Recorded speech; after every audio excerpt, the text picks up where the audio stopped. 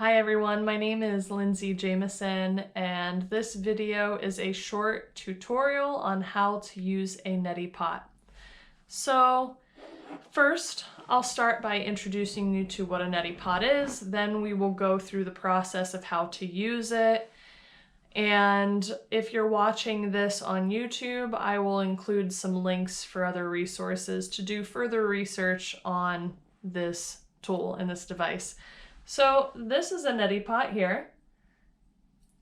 Neti pots come in different shapes, sizes, and materials. And what it is a nasal irrigation tool. Now with this neti pot, you will be using salt. Best to use neti salt. You don't want to use just any old table salt. You want something that's very fine, that will be diluted within the water easily. And I highly recommend this company, ooh, wrong way, Himalayan Institute Neti Salt. So what you want to do is you want to use distilled water. You can use tap water that's been purified and boiled as well. I always boil the water before I use the neti pot. Let the water cool down a bit. You can test the temperature of the water on your wrist as you would a baby bottle, because you don't want very hot water going into your nasal passages. So generally, if you do buy neti salt like this, they'll have a little scoop in it. And generally you want the water to be as salty as your tears. And you might think, how do I measure that? Well, sometimes it's a little bit of trial and error to see what works for you. Now, once you get the water into the neti pot, you'll mix the salt in, the proper amount of salt, whether that's little scooper in the neti salt that you buy, or whether you find a small teaspoon and use that. Make sure your neti pot is very clean, please, before you use it. Very important. You also want your environment to be very clean. So you mix the water with the salt, make sure that it's dissolved. Now, when you're ready to use this, what you do is you start facing your sink, neti pot in one hand. You start to lean over first. Neti pot goes into one nostril, and then you turn your head in the direction of the neti pot. And then what happens is the water will run through the sinuses and out the other side. Now, as you're doing this, you're breathing through your mouth.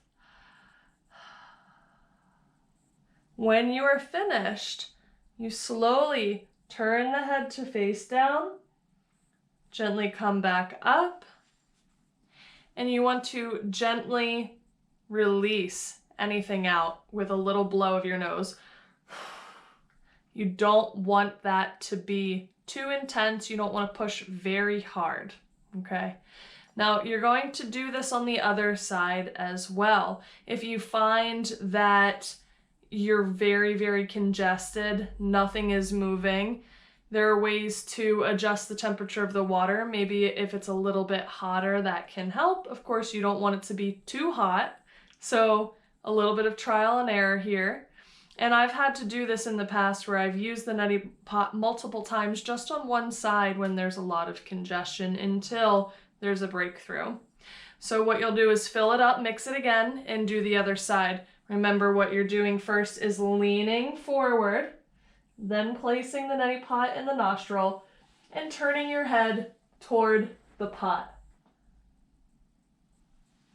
Then turning the head down, coming back up, giving a gentle blow with tissue, whatever you might have.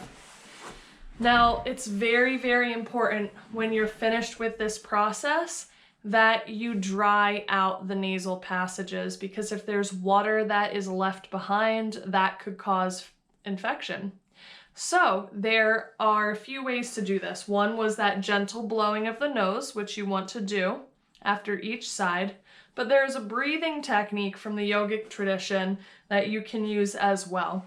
So the way that you do this is you'll end up pumping your diaphragm in as you forcefully exhale out through the nose like this.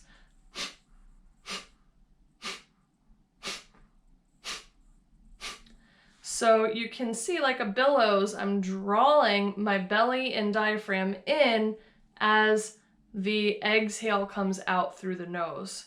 And what this does is it's pushing moisture out and clearing out the rest of the sinuses.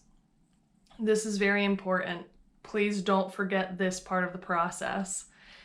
So this is a safe process as long as you're being diligent, making sure everything is clean, you're boiling your water, you are not putting too much salt in, and again, a little trial will help you to discover what exactly you need from the measurements of your salt. And if you, again, buy the Neti salt, it comes with a little scooper, so it makes it nice and easy.